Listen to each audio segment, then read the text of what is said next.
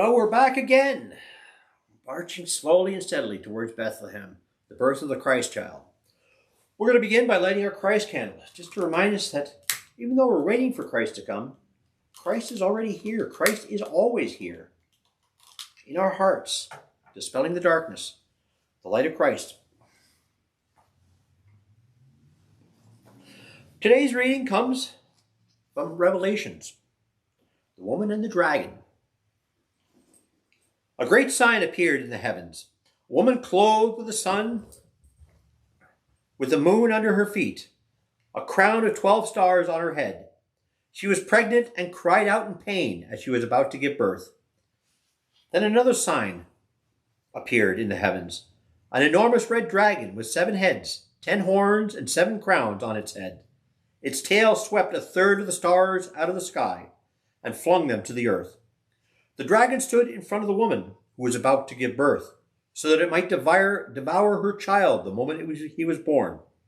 She gave birth to a son, a male child, who will rule the nations with an iron scepter. And her child was snatched up to God and his throne. And the woman fled into the wilderness to a place prepared for by God. Our today's reading is entitled, I Am Not Here.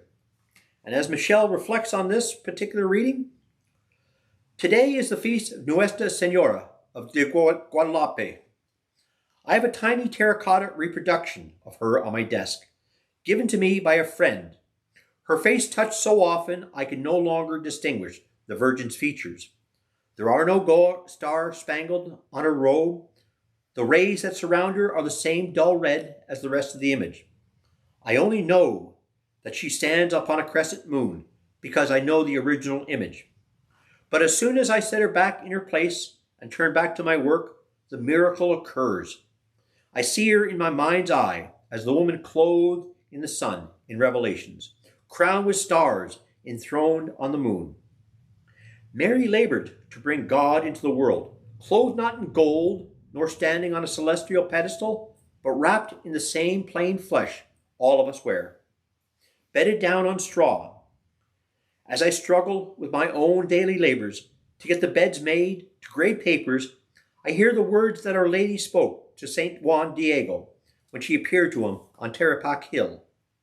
I am not here, your mother, who you can always ask for help.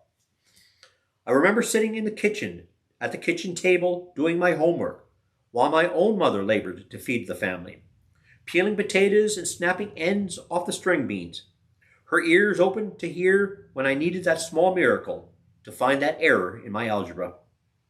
The miracle at Guadalupe reminds me that Mary labors to bring Christ to us even now, that her ears are always open to hear what we might need, yet cannot find the words to ask her son. Like Juan Diego, I can get so busy doing what must be done that I forget to reach out for God for aid and comfort. Mary, through this vision at Guadalupe, reminds me to reach out. And even if I can't find the words to speak to God, is Nuestra Senora, our mother, not there to help? And something to think about, a meditation for this. Where are you struggling to find God in your labors? What help might you need from Mary's son? Ask her to help in finding the words to ask God for help. Ask her to show you Christ coming to birth in your daily work. And let's close out with a short prayer. Nuestra Senora, we are struggling with so many difficulties in our lives, with our illnesses and our anxieties.